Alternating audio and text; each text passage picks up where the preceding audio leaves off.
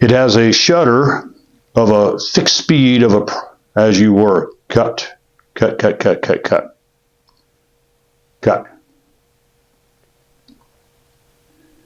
Since retirement, having sit in my studio, it suddenly dawned on me I have a lot of junk.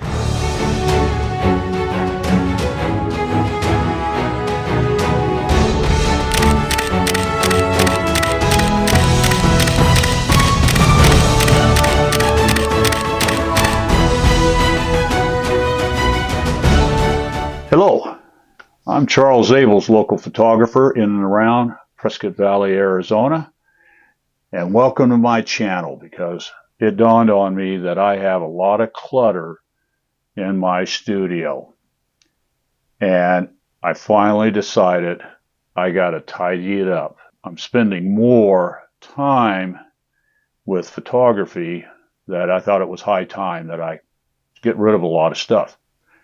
Now, as an example, right here, you'll note this is one bookshelf. It's built into the wall. It's nice. It was just literally, and it's still up there working. I'm still working on it. Don't get me wrong.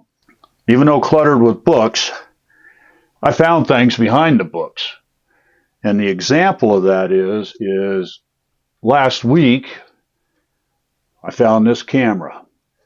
This is a Zeiss Ikon Box Tengor. Medium format camera, 6 centimeters by 9 centimeters, that I had found this behind the books, buried, as it were. And I thought, what the heck? How long have I had this camera? And I frankly have no idea. I loaded it up with a roll of 120 Kodak TMax 100 film, and it is ready for action because I know that the shutter works, but I don't know how well this camera photographs. I'm hoping to be able to remember to take this camera with me whenever I run errands. Fundamentally, just take photographs, and then to develop the film in Caffenol, as it were. Caffenol would probably be, if I recall, for 100 ASA Caffenol CM recipe. Develop it and see what kind of photographs I get with this camera.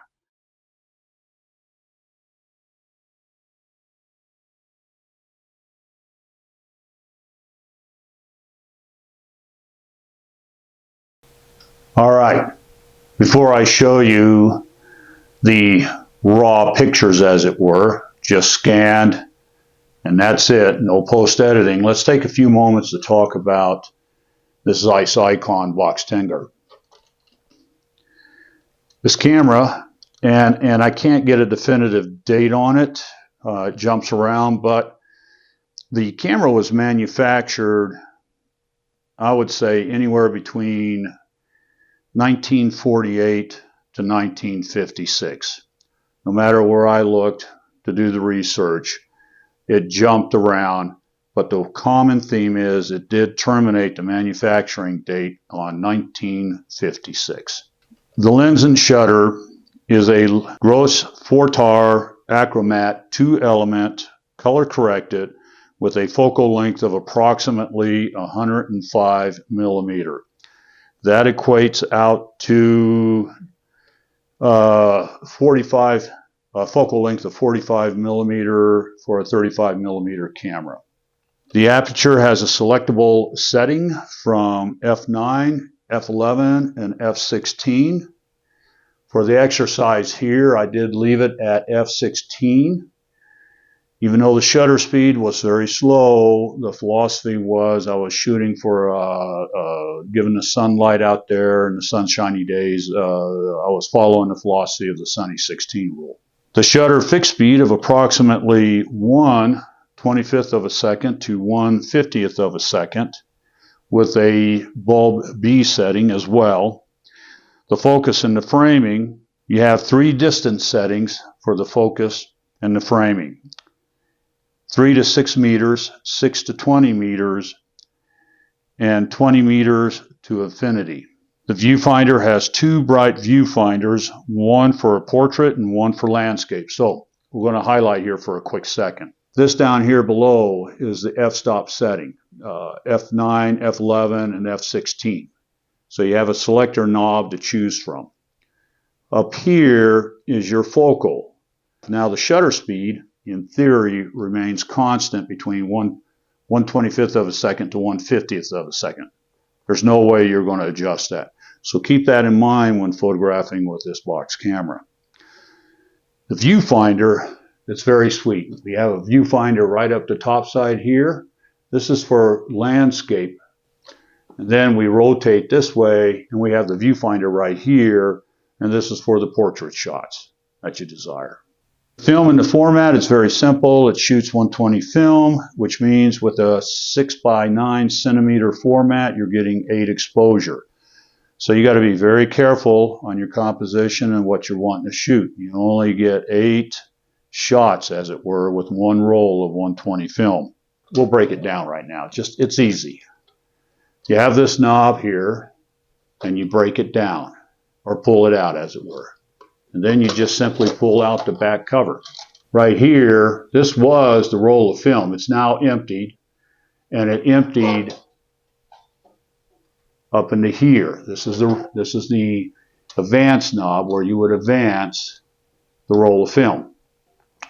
Once you load that into there carefully, then you close the back side here and secure it by pushing this knob. Now I like to pull on it just to make sure that it is seated.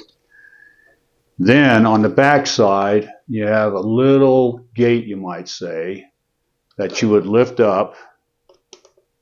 Now, I don't know as you would necessarily see it, but it is red. That was common with cameras back in the day. And what you would do is you would look down in there and rotate the film advancement knob. And as it rotates, you'll see such things as Kodak through there, arrows through there, and then the number 1, and that's where you stop. The nice thing about this camera is as you rotate, and I've been rotating it, this actually cocks the shutter lever, which is right here. And on that note, I forgot to mention that on the top side here in the rectangle, small rectangle, is a red. That means this shutter is ready to go and you're ready to take your exposure. So let's see if we can hear it. All right, I don't know if you heard it, but I did. The shutter went off. When you're ready, you'd lift up the gate and then you rotate the advance knob again to number 2. Now in this particular camera, I could feel it as it sets the shutter release. And then once you have it on number 2, a couple of things you could do. Take another picture, or what I found interesting is behind the shutter release knob, there's a selector knob there that you could actually literally put this camera on safe. And you know it's on safe when you look and it's white. And then when you're ready to fire off on it, you pull it back and it's red and you're ready to fire then. On the left side right here, you'll see a knob. It's M and T. M, I wasn't quite clear what M means, but M stands for moment, fundamentally. The moment you take the picture, the moment, right then and there, snapshot, you take the picture. You're using your speed, your average speed between 1/25th of a second to 1/50th of a second. M is for moment. T is for time. That's when this camera is set for a bulb function, you might say. In other words, you get a shutter release cable. Now, I didn't have a chance to use it, but I did find right here below the shutter knob is the screw hole for a shutter release cable. I don't know if the shutters that I have, shutter release cables that I have, would work on it. I didn't try it. But nevertheless, with the bulb setting, or T, you would sit there and push down on the shutter, and then you can go 1001, 1002, 1003, however long you want your exposure, and take it that way. Throughout the whole exercise, it was obvious. I had it up in M for moment throughout the whole exercise of photographing with this camera. All in all, it's a very, very sweet little box camera of the day.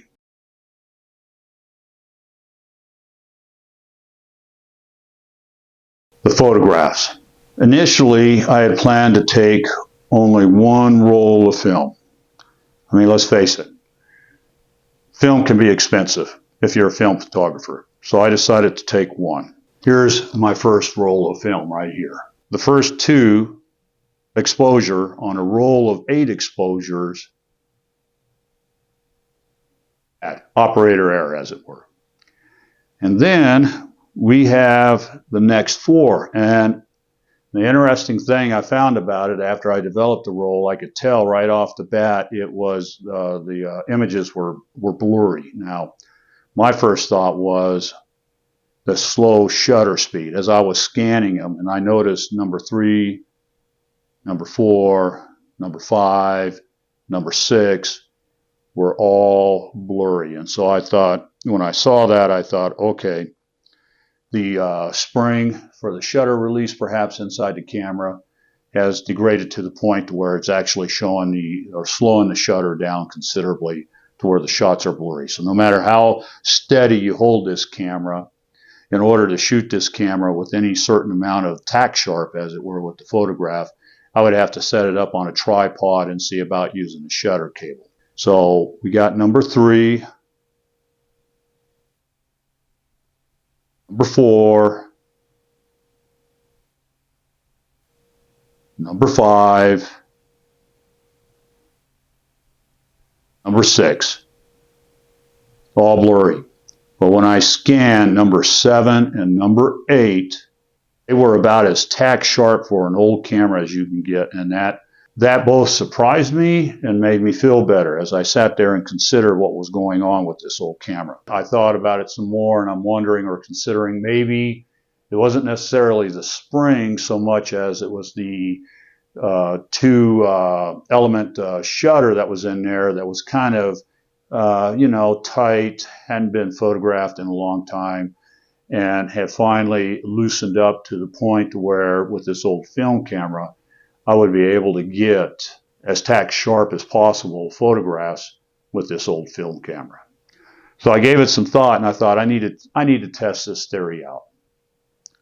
So I decided to shoot another roll. The second roll that I picked had expired in February of 2006. So that's when I decided, I'm going to photograph with it. I was very pleased with the results. Now consider this is old camera, and we'll go down and I'll share with you one at a time. Out of this camera, I did get 6 of 8. Number 3 and number 7, I have no idea what happened. I just know that when I went to shoot it, maybe it didn't cock. And when it didn't cock, and I went to press the shutter, it didn't work. So I just simply advanced it thinking I'd already cocked it. I don't know. Let me take a few moments and show you each exposure. We got number 1, number 2, number 4, number 5, number 6, last number 8. Did you see the difference? Very pleased with the second roll of film. Now, is this a camera that I would use every day? No. I think this camera, I won't want to say it's on its last leg, but maybe every once in a while. This would be like a display, an Art Deco camera, as it were. But every once in a while, I may just sit there and pull it down and load up a film in there and just fire it off just to play with it. I hope you enjoyed this presentation. I enjoyed giving it, showing it, sharing it. Please go down below if you like this channel. Please go down below and subscribe. And I'll just finish by saying we'll catch you later.